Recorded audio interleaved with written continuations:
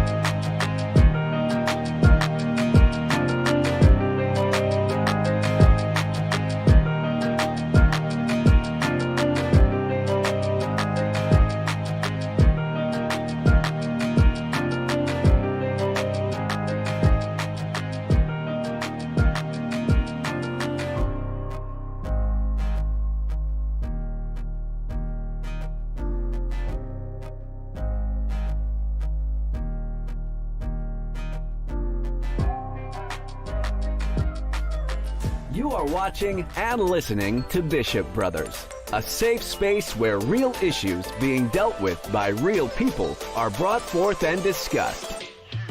Every week, the fire of love is lit as two 21st century bishops share the first century church message. Join and engage in the conversations, featuring grassroots interviews, book reviews, and God-inspired commentary. Here are your hosts, Aaron and John, Bishop and Bishop, Chief and Chief. But above all, they are brothers. Welcome aboard. What's going on, bro? What's going on? How you doing? Gang's all back in here. That's right. All right. Man. Yeah, we're back at it. Man, I got some good stuff tonight. Yeah, I'm excited about this book review. Yeah. Really excited to get into this, and we'll share kind of why I think that. But kind of how I wanted to start off this one was I kind of wanted to hear your critique first, just to kind of set the stage and a perspective of, and as we're going to talk about this book is written from a perspective that someone who looks like me we're never going to have this perspective, right? We're never going to experience church life the way that Dante experienced church life in this book. And so I love how he brings history into it. I love how he brings culture into it, but I also really appreciate how he just kind of says how he feels in given situations. And so I wanted to kind of yield the floor to you first tonight, just kind of get a good boilerplate of kind of how this speaks to you. Yeah, I appreciate it. It's really it speaks not only to me, but it speaks to a lot of people that happen to be what we call black in this country and society, and also black in the church.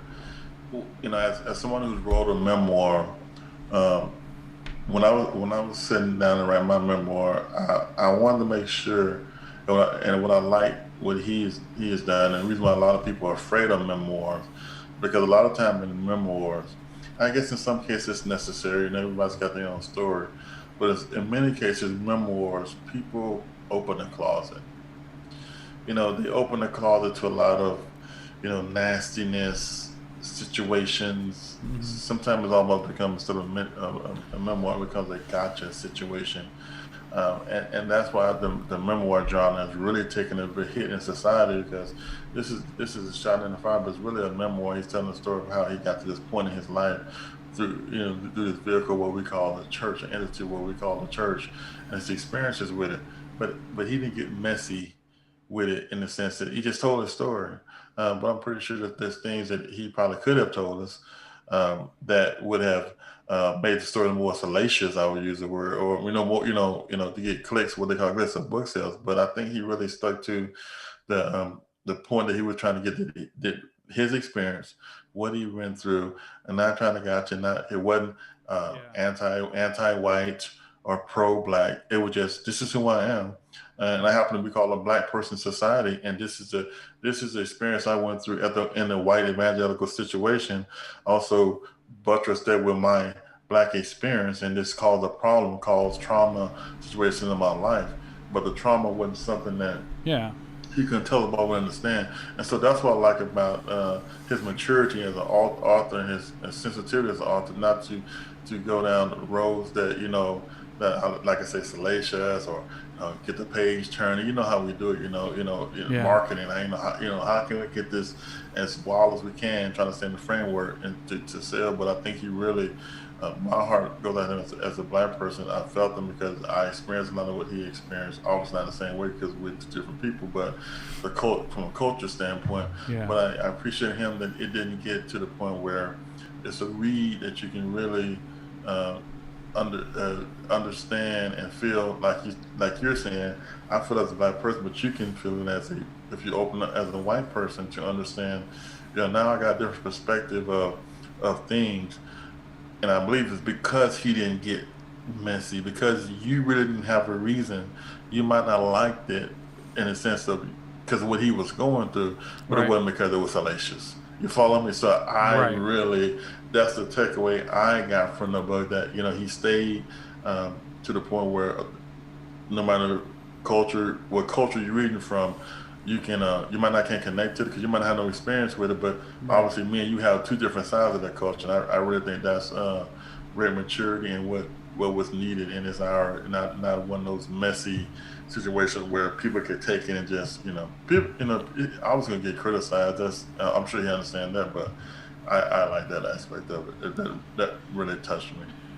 Yeah, the fact that I understand, his if you understand his background, if you go in and you kind of look at, where he talks about where he started, kind of where he ended up when he was in college, in this aspect where, he felt he was fitting into the white church, right? The evangelical white structure.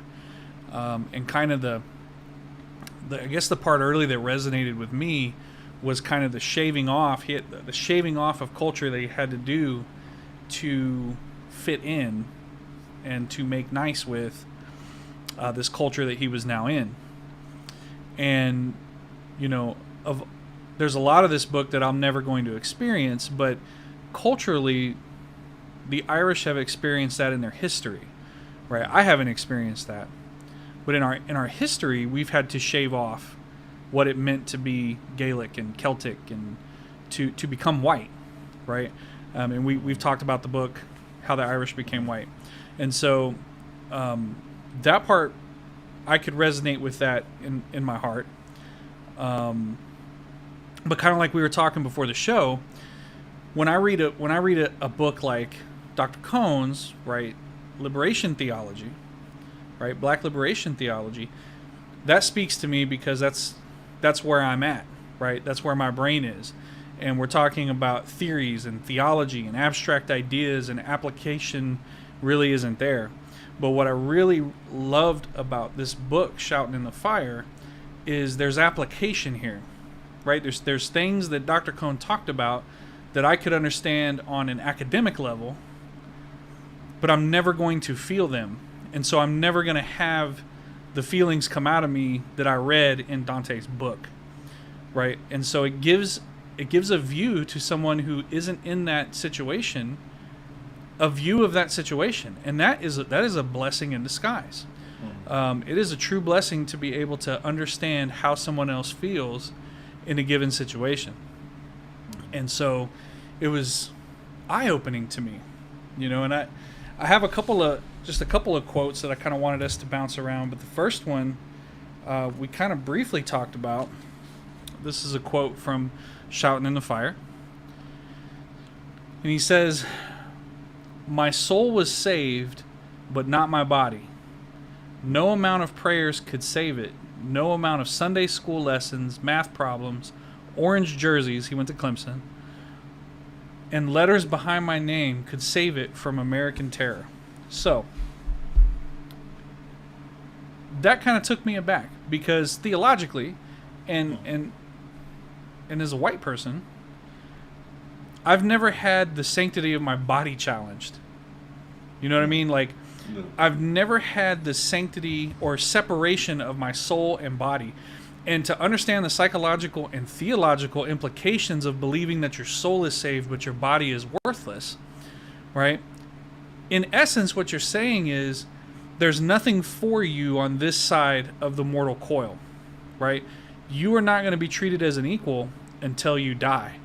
And I cannot even imagine the burden of carrying that reality, because I've never had to feel that, right? And the fact that, to me, as a pastor, as someone who deals with people, it's crushing. I actually had to put the book down after I read that. I had to take a minute, because it's crushing to know that there could be someone sitting in my church that feels this way, that feels that their body is worthless. Their soul's saved and they're going to go to heaven, but while they're on this side of eternity, they're worthless.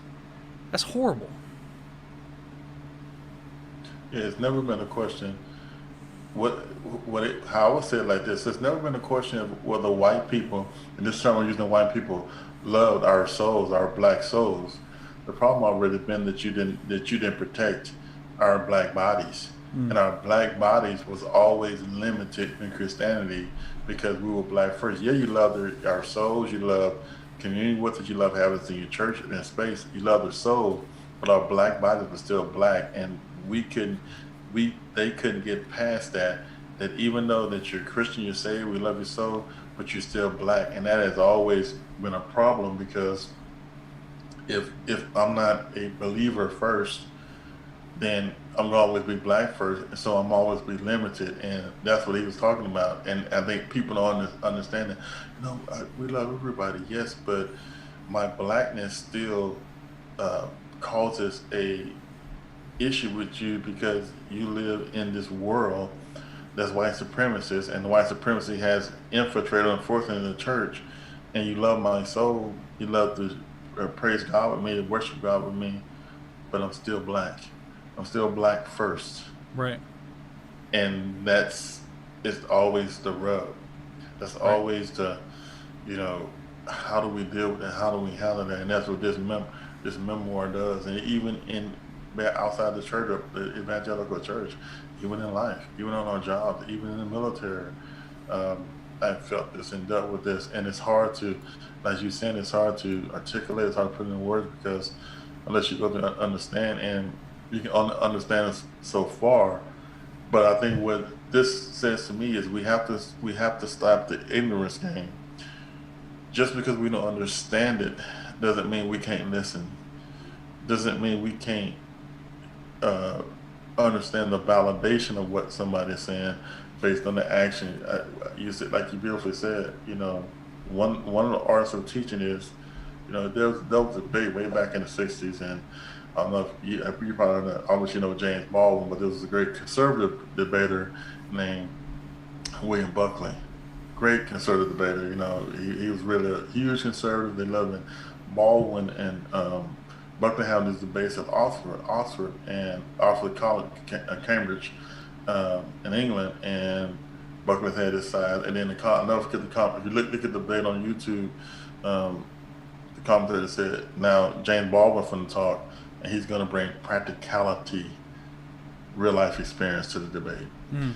And the problem is because we won't listen, because the first thing we say is, particularly from a white, "Oh, we don't believe that around here. We don't have the conversations," and because we don't have these conversations, we can't get anywhere because these conversations are uncomfortable. Because, like you're saying, you will never experience this, but then you do experience it because you experience it through somebody else. We Right. can't experience things as nobody can experience everything, obviously. Of course. But that don't mean we can't empathize with the person and understand it. And this is where we got to stop the ignorance game. Well, as a black person, white person, well, I'll never understand what a woman's going through. This is somebody who understand. You can say empathize with her. Right. That's where we got to get to, because it's gonna always be a problem if we don't get Yeah. to this. Yeah, and he had another quote later in the same chapter, and he's kind of talking about. I think this may have been after Alton. He talks about going to church at that next Sunday after watching the video and seeing what he saw. And he said, I walked into church. I told one of the members what happened, what I was feeling. I was given the nod like they heard me, but they really didn't. So that, now granted, in this particular situation, it's clearly an issue, right? But this is something the church gets wrong a lot, because it's not just this issue where people come into church. They've been coming to your church for years. They've been putting money in your tithing plate for years, and they come into church and they don't look right. They look sad. They look hurt. They look ragged. And we asked them. Hey, how you doing? Right? And then, Lord forgive them if they actually tell us. Because what do? We do exactly what this gentleman did here. We nod. We acknowledge that they spoke words, but that's it. In James, it's what he called, I know you're starving, so I'm going to pray for you. Be healed and be blessed. And not actually do anything to actually address the concern, the issue, the pain, the hurt, anything. And later, right? And so what does that breed within a church? Well, it breeds this. This is actually how he felt. And I'm sure there's a lot of people in churches all over the world that feel this way. Later on in the service, he says, as I looked around the church, it wasn't just that I didn't see people who looked like me. It was that I didn't see the sadness, the anger, the rage, that was crying out in my body. I didn't see us. I didn't feel us. I didn't hear us. We were invisible. And that's strong words. Those are words of real, genuine pain and hurt and suffering. And, for a lot of people are like, oh, it's a white-black thing. Okay, maybe this particular issue might be a white-black thing. Mm-hmm. Right? But listen to what he's saying. He's invisible. What he sees is what all Christians should see as a genuine violation of justice, a genuine issue. He feels like he's the only one in the room that's upset about it, that's hurt by it. And because of that, he feels invisible. Now, this is where I get on people in my camp a lot, because clergy and white people for that matter, is because somebody's hurting and you're doing nothing about it. You can't fix it. In that moment, there's nothing I could have said to Dante that was going to fix that issue, right? I wasn't going to fix it. But what's wrong with being like Job's friends and just sitting there, sitting in the dust, sitting in the hurt, sitting in the pain with someone and going, you know what? I don't know what you're going through. And I don't understand it. Even though I'd be kind of shocked if you didn't understand that. But for the sake of argument, I don't understand what you're going through. Let's talk about it. Tell me how you're feeling. Tell me how... Because we don't want to talk about feelings in the church. We don't want to talk about... Because sad people don't put money in the plate. Sad people bring down the vibe of the church. Sad people get in the way. And this is a man that has a genuine hurt in a very large church. And his church not only did they not do anything for him, but they were not concerned with justice. And that's something he saw. And I guarantee you, when he had this realization that this church was not concerned with any type of justice, it fundamentally changed him. And this happens in churches all over the country right now. People are realizing, especially our Gen Zers, our youngest people, are realizing something is wrong with the church. It is a shattered system. I don't want to say it's a broken system, because we've talked about this before. Systems aren't broken. Systems design as function, right? They function as design. And the church, the modern American Western church, is doing exactly that. It is removing hurt, pain, people that are suffering. It puts them in the wayside. It puts them out of the view of the camera so we can get that money. And that's the state. That's where Dante's church was. And trust me, in the work that I do, that church is not alone. It's where we stood at, not just as a church, even as a country. I made a post on Facebook, I think I put it in the thread too. The most selfish thing that a person can do is help somebody else. And I had somebody respond on Facebook, and I didn't respond back to her. Figure it out. Figure out what I'm saying. I know what I'm saying. It's the most selfish thing you can do is help somebody else. You know why? Because the way God created it, because when you're helping somebody else, you're actually helping yourself. That's how you water yourself. We don't understand that concept. And with Dante dealing with, it's black, Dante. In his white church, it's black. I see the news, but it's black. Yeah. That's what he means by, see, it's black first. It's not humanity first. It's not Christians first. It's black first. That's your issue. That's y'all's problem. You know what hurt a lot of black people about 1-6 in the Capitol? And people said it over, but people really don't understand what they say and how it affects black person. That was black people. There's been blood all over the stuff for the Capitol. But see, people say that, but they don't know how hurtful and painful that is. You know why? Because we know it's true. That's the problem. Yeah. My black body. If there would have been a Black Lives Matter, for instance, and they did that, we know it would have been bloodshed. Now, this is what it is.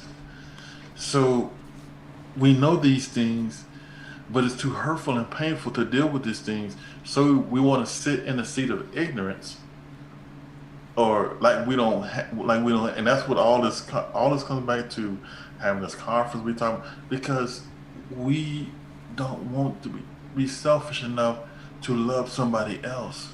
See, if I'm selfish to help you, then I can't help but water myself because I have to get involved with your problems. Mm.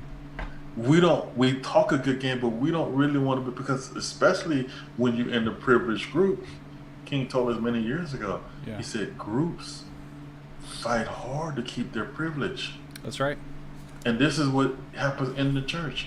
Even in the church, you still have white privilege because we've allowed to come in the church. We've allowed it to become part of the church.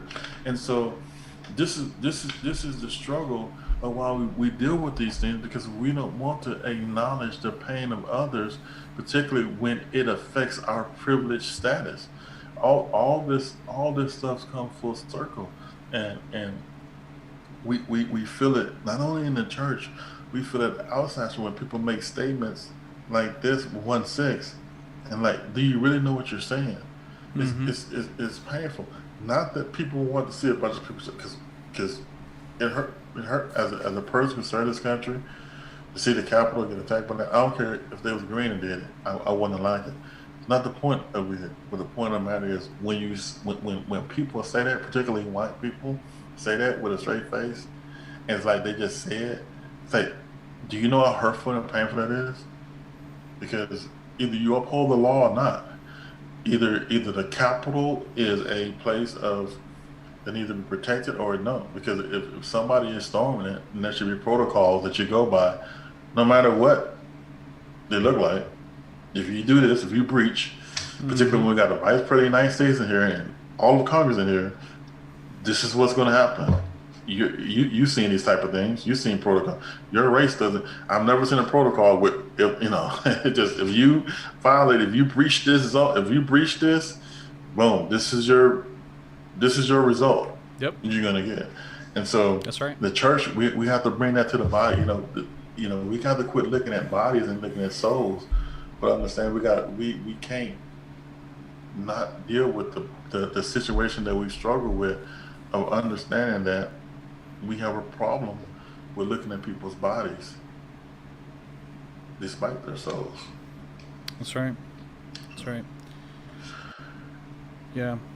One of the quotes that I love that he says, our lives are not just resistance.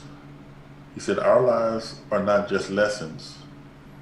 We are not heroes. We are not villains.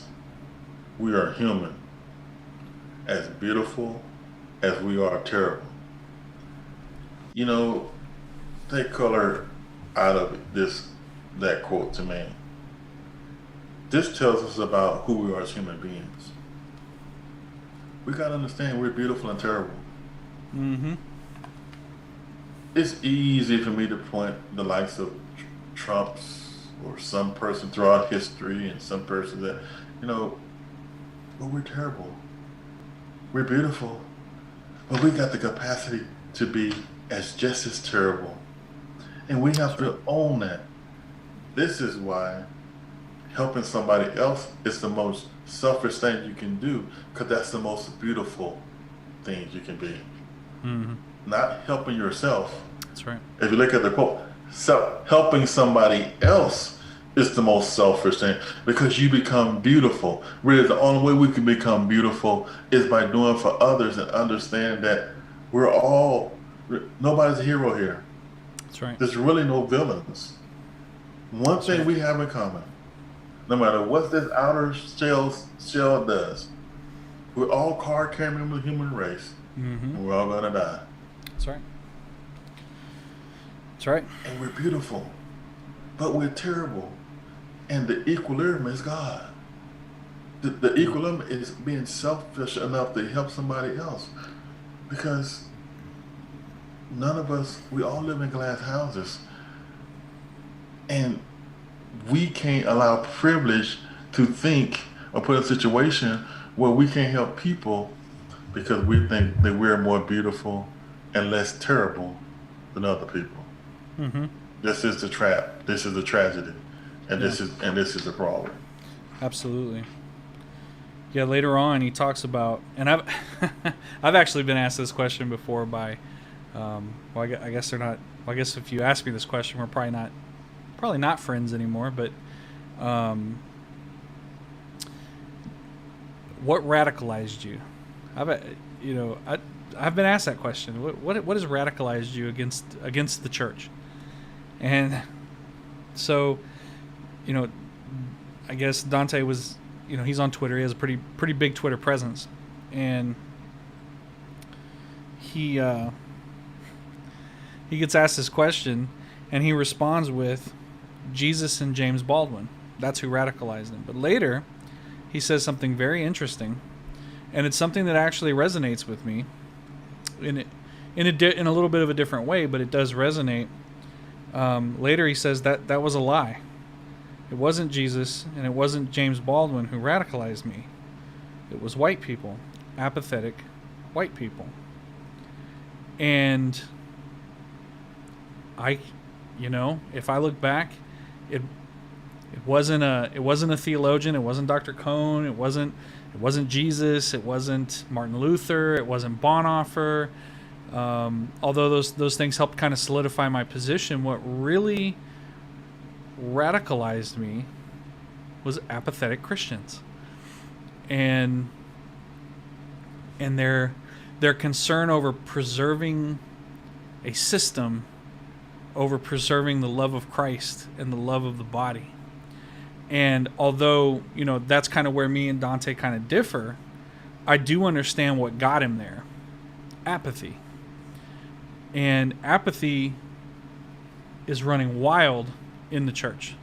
It's running wild.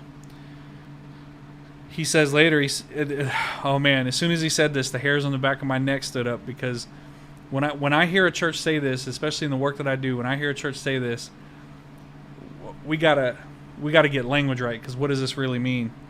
He says the church we were at said they wanted to be a more diverse church. So let's talk about diversity for a second.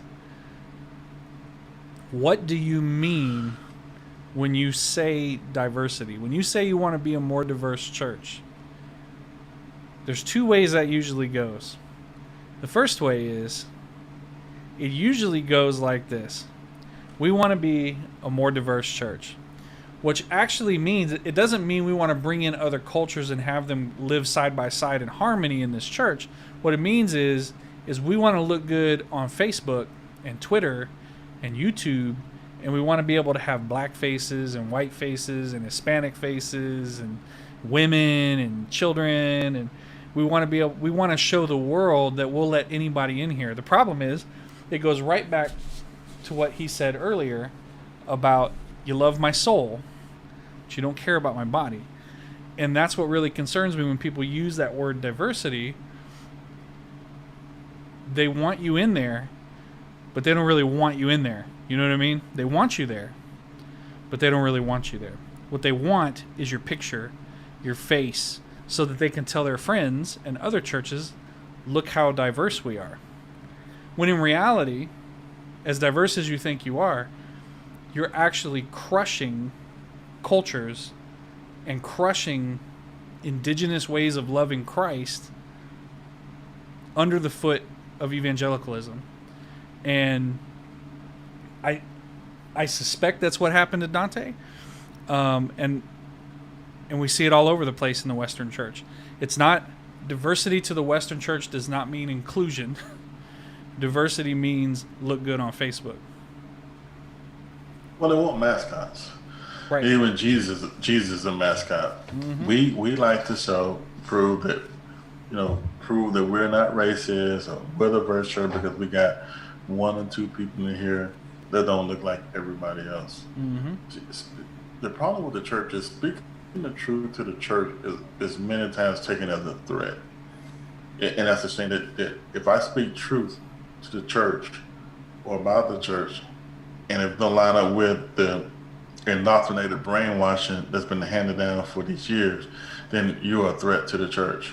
They want mascots. They want, again, you love my soul, but you don't love my body. You want me to understand that even though you're here, you have a place. You need to stay in it. We're gonna let you be here. We need this to look good, to check the boxes, to make sure people don't think that we're racist or we're this here. But you know that you can only go so far. You are a mascot. You have a place. There's an order here. There's still a social order here that's based on your black body, not based on the gospel, but the black body. And this is an unspoken conundrum that's in the body of Christ, that we know when you have to go to your church and you know your place. This is how you know the world has infiltrated, because we know Yeah. this world has created a social order, but this social order is empty in church. That even in the house of the so-called house of God, we have to have order. You still Right. in a this is still a caste system. In the Mm-hmm. house of the Lord, the so-called house of the Lord, you have a caste system. You're not a Christian first. You're black first. Right. You always black first. You always in it's like, I think he said about lovingness. He came to the conclusion, this, it's one thing for America not to love us. It's a separate thing for the church, the so-called call of God. It's not. You got to go in bed. You got to go and get bed to be loved in the church, and you still have a social order place Mm-hmm. in the church, and Yeah. this is why it's broken. This is why it's working as designed, because the Right. church have allowed this to come in the church of God. And one thing that really moved me, what he says that, and what people, and I've seen COVID way, but that people, we struggle with masks. Nobody want a mask, but you are taught in the society, you are indoctrinated in society. So you got your work mask, you got your home mask, you got your Mm-hmm. mask with your friends, you got your mask with your boys, you got your mask with your girls, you got your mask at your church out, you got your mask with your guys. We know how to put, come on, hats. I remove, forget hats. We know how to put on these different faces. We know how to put on these different things to match the environment. We're trying to find ourselves in, to match the environment, the space. We Yeah. put on masks when we walk in these certain spaces, and generally when whether they're considered white spaces or these type of spaces, we put on the mask to match that space we're in, because we know that we got to fit in. We know we have a place. When you walk, think about this.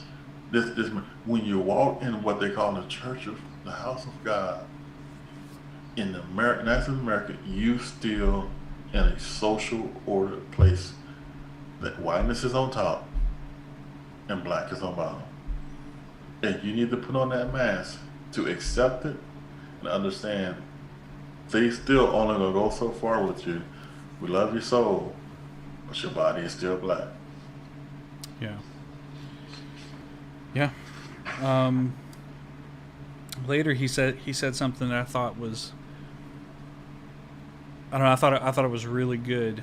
Um, he says, "We have been told that to affirm one's blackness and to be enraged means we hate white people." Mhm. Now, I firsthand have had the opportunity to be on both sides of this argument, right? Which it's not really an argument; it's a refusal to understand the intricacies of the issue, and just trying to paint with a broad brush because it paints you in a better light. Um, and he says, even when we're enraged by the worst of white folks, and I think it's very important what he's saying there, because the trope that gets brought out every time is the trope of the angry black man, right? That hates all white people. All white people are bad people, and and that's how they think. I mean, I've been told that before. That's how they think. They hate us. That's not true. You can be. You can be mad at a situation and not be mad at a particular person, right? But he's got a point here.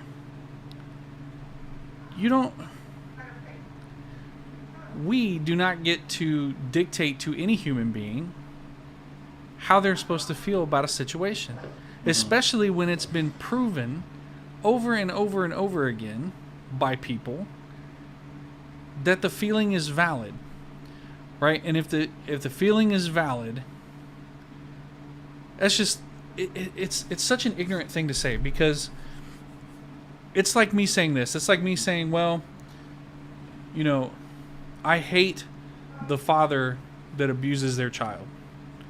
And that would be like you turning around and saying, well, he hates all fathers. No, I don't hate every father on the planet. I am talking about a situation where I have been personally affected, and what you're doing is you're basically gaslighting me, and you're telling me, well, then why are you so mad? Why do you hate everyone? I don't hate everyone.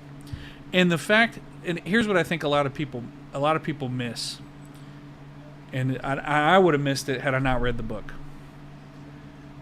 What I missed when I hear that, because I sympathize with that and I understand that, but what I was missing is how enraging it has to be to have to explain that, what I just explained, over and over. Every time you're wronged, you have to explain your rage, you have to explain your anger, you have to explain yourself to people. And in some cases, you have to explain yourself to the very people who've hurt you.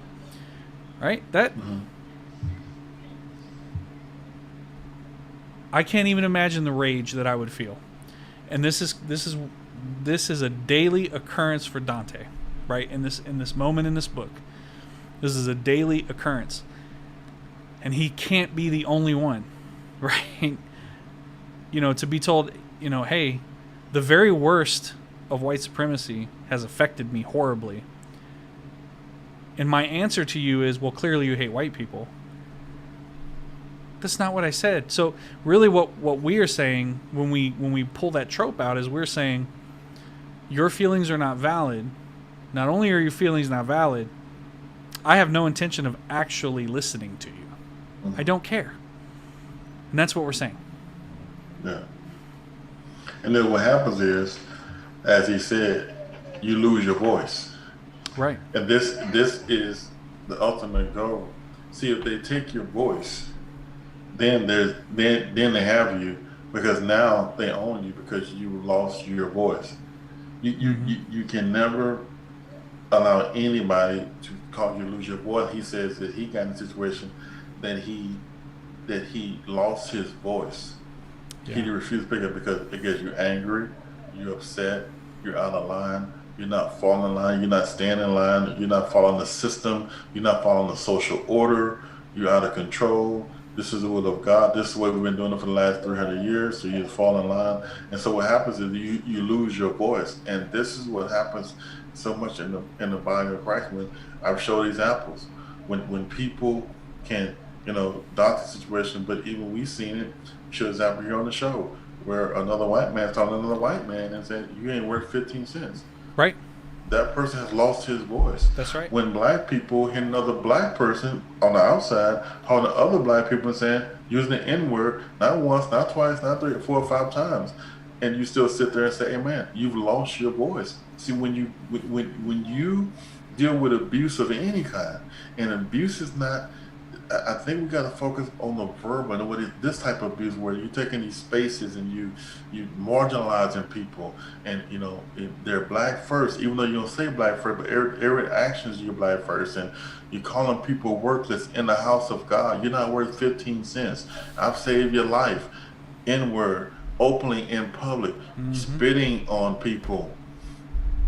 See, this is when we get to the point where you've lost our voice, and this is don't ever let anybody try to make you feel guilty or angry. Yes, the Bible I read said you can be angry without sin. That's right. It's fine to be angry. Just because you're angry doesn't mean you sin. Yes, sometimes you can sin. You can sin when you're angry, but you can be happy and sin too. Or you don't like the kind of preaching. I can be happy going mess around with my wife, happy that I'm sitting around her, but I'm sinning. Right. It works both ways. It does. Miss me with this is only with anger. Right. It's people having fun sinning right now, and That's they right. having fun. They spending all the bill money at the casino, having fun gambling, and going home and can't pay their bills. This is sin. This quit putting up that every sin is tied to an angry situation. Right. Yeah. No, it's and so your voice. When you lose your voice, when people strip you of your voice, yeah. then it goes to your mind, and then obviously your body gonna follow. And he talked about how in these spaces that he lost his voice, and thank God he went back to his roots. Yeah. And he found. I would say what he would say about Paul. I think they kind of led him back to his voice that he had lost. Yeah. In those spaces, but really he found out that the genesis was what inspiration was from the apathetic people in those spaces who allowed this to happen.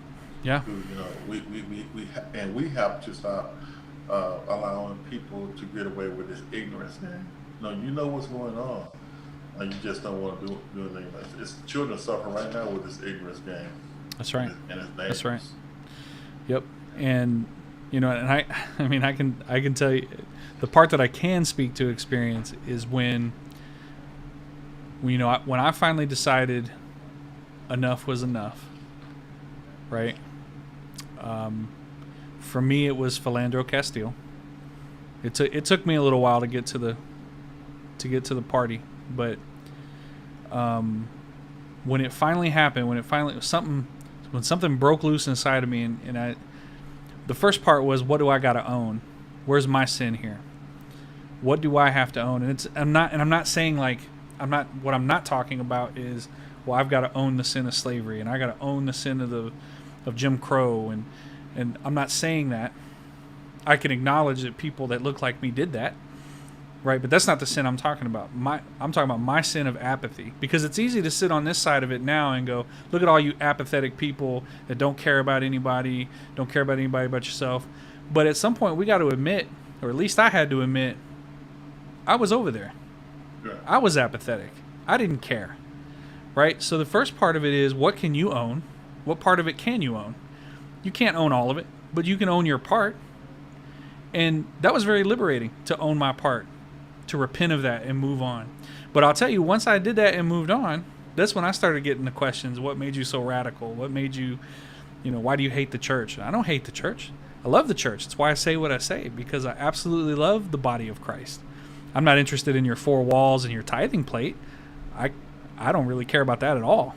But I am concerned about all the bodies that are in your church, right? Yeah. And so, I guarantee writing this book, he lost friends. And he probably lost a lot.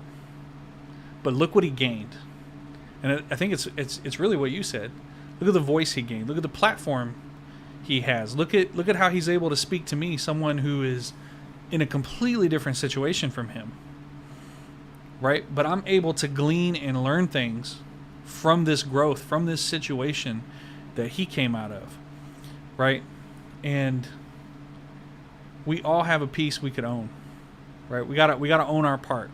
And I own my part. I've gone to the Lord in repentance, and I've turned away, and I won't ever do that again. I promise you that. But I cannot get over the fact of how angry I could become about something, and for them to just tell me, well, clearly you're just an angry person. Clearly you just, or my favorite that I get called is a traitor to my race. And I was like, well, last time I checked, I've never turned my back on Irish and Celtic culture, and but so I feel what he's saying in a way, but there's a side of that I can't understand, right? And that's why the book is so important. Yeah, and another part that and I can close with this about this. What I love that he really brought out was something that he really articulated well, that I think needs to be articulated for you and for me. This happens in no matter where black or white, no matter what your background. He said how he got to the point where he even, because I hear you talk about your background, but I never heard you denigrate it. And people wanted you to denigrate it. Mm-hmm. It got so bad for him that Yeah. they wanted him to, even your baptism wasn't real. We need to rebaptize you. You basically you need to now understand. You need to find this white Jesus. See, Right. because your black Pentecostal upbringing, your blackness, what they did in those churches, that wasn't good enough. You need to redo your thing. Now think about that. How people want you to erase yourself. In this country, the CRT debate, this is really what this country wants to. We want to erase the bad parts of history. We Mm-hmm. want to erase Jim Crow, erase slavery, erase how we treated women, erase how we treated women, the Native Americans, erase how we treat the Chinese coming there, erase those, and just put the good things in. We want to erase, erase your history, Dante. You're with us now. You're in this space now. That's how you need to redo this stuff because we need you to convert to us. And see, this is what losing your voice and wearing masks does to you. It causes you to erase the things in your life and how what brought you through. And God never wants us to that. He don't never want us to erase who we are. And we should allow people to erase who we are, to fit into their space, to fit into Yeah. their comfort zone, to fit into their lives. That if we're serving the same God, what difference does it make? If he was baptized there, what's doing, because they didn't do it right? How do you define who does it right? Because that's part of your race. Because you're not what you're saying, what you're not saying is because black people did, and now you in this space. Right. We need to validate you. We need to endorse you. Mm-hmm. I know we hear you talking about this black baptism you have, but we need to endorse you. Right. See, we have to see it. It's big. We Yeah. have to be your endorsement. Right. No, God is my endorsement. God is my validation. God is my strength. He is the one. He is my judge. He is my He is I don't have to prove to you. I don't need your validation. Right. But the black body, because they're not asking these white people to do that, That's right. but they're asking the black bodies to this. And this is so powerful. We need, with anything, you are who you are. Own your history. Never let anybody erase who you are. That's right. Because it makes them feel uncomfortable, or because they're trying to get you to fit into. And he was talking about how and I can imagine how painful that was to his mother. Oof. People will cause you to hurt other people to try to fit in, to the point that this was questioning her and trying to convert her to with the madness he was going through. Right. And this is what happens. And so this book is powerful because it really really shows you how then we gotta look at ourselves. How do we operate? Yeah. Why do we want to deal with people's issues? Right. Why do we want them perfect? Why do we pull out the bar of soap and try to clean? Why don't we want to have these uncomfortable? Why do we want to hear it? Right. Because we all can go here. Erase that stuff. You're saved now, but that don't mean I didn't go what I went through. Right. Right. We got to be careful with that because we'll have people erasing themselves for our comfort. Right. That's right. For our purposes. Because God's seen it all anyway. He's not uncomfortable. That's we right. are. Don't try to put. We are, and so that was powerful for me. Yeah. Yeah. I'll close with this. One sterling endorsement of this book. This is a very necessary book right now, and this is a very necessary book for everyone. If you are involved in church life and you live on planet Earth, this book is for you, right? You need to hear it. It's uncomfortable. There are places that it's very uncomfortable to read, places where I got to put it down for a second and go, wow, okay. But it's because it's so intimate. He's so honest in this book about what's going on. And, if you're a pastor of church right now and this type of stuff isn't coming from your pulpit, right? If you're not talking about justice, if you're not talking about what's going on in the world, like he said in here, the week after Alton was murdered, they started a series on marriage. Well, okay. Wow. Just wow. That tells me everything I need to know. And the last thing I'll talk about is this. There's this trope that gets thrown around, and this is what they say. They say, well, Jesus doesn't see color. False. False. We are created looking different. How does he not see that? We were created with different cultures. How does he not see that? So, to me, again, that is this attempt to completely whitewash over complete cultures and to conform everyone into whatever the power structure decides is appropriate Christendom, right? And this is a game that's been played since the inception since the church got in bed with the state after the Council of Nicaea, right? This is something that was imposed on Celts, Gauls, Africans, and then later in the New World on indigenous people and African Americans. This is not new, but I don't know, maybe I'd like to get your take on it. How does that feel when someone says, well, Jesus doesn't see color? Yeah. Is he blind? He made us this way. Yeah. What are you talking about? Again, that's people's using that to make themselves feel color because he knows that you always want to shift it to God. Mm-hmm. You always want to shift it to him. Jesus very much seen color. Jesus seen citizenship.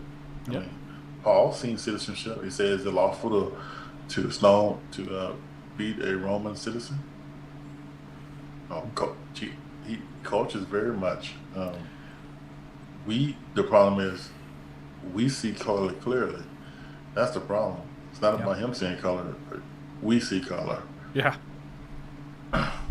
Absolutely. So that, to me, that's why if you're a pastor and this book is not in your library, you're wrong. You need to get out of your comfort zone and get into some of these books. This is a really good one. This is a good, solid book. We are beautiful, as human as we are terrible, and we try to show you on this show, leading up to this book read, how terrible you can be from the pulpit. We got more coming. The pulpit is no force field to keep you being a terrible human being. That's right. If you get out of line and get caught up on yourself, and this book tells me, you know what? We need to be careful of what we're doing in the house of God, because we got to give an account to it. So this is not an attack on the white church or whatever church. No. This is just a truth that we all need to understand, because we can all get in our denominations and want people to mold and fit what we want. That's right. Erasing them and wearing our mask. That's right. And losing their voice. Absolutely. I don't believe God calls us to take away nobody's voice. No. Yeah. All right, man. That's right. That's awesome. Good, solid one. Well, again, those who catch this on YouTube or catch this Facebook Live or later, thanks so much for you guys just taking some time to hang out with us and kind of listen to our Read opinions, book, what we have to man. say. Read the book. Yes, read this book. Read this book. This one right here. Well, let me see if it'll let me do it. No, it won't let me do it. There you go. Read this book right here. And yeah, we'll see you guys next week. Can't remember what we're doing next week, but resurrection. I think Pat Easter. Oh, that's right. Yeah, Easter's coming up. That reminds me, everybody. Have a happy Palm Sunday. Yeah. And we're excited. We're excited to be here with you guys, and we'll see you next week. Yeah, I think that part of my mind. We can talk about Palm. You said it's Palm Sunday. We can talk about fans and foes. Turn real quick. Yeah. One day Hosanna, next day death. That's right. Yeah. God bless you. He started from the top and went to the bottom. It wasn't from the bottom. Now we're here. He started from the top and right to the bottom. That's right. Yeah. All right. Till next week. Then. All right. God bless you. Thanks for joining us on this week's episode of Bishop Brothers. Make sure to visit our page, Bishop Brothers, where you can like and follow so you'll never miss a show. While you're at it, please tell a friend about the show. The brothers salute you. Until we meet again, Godspeed.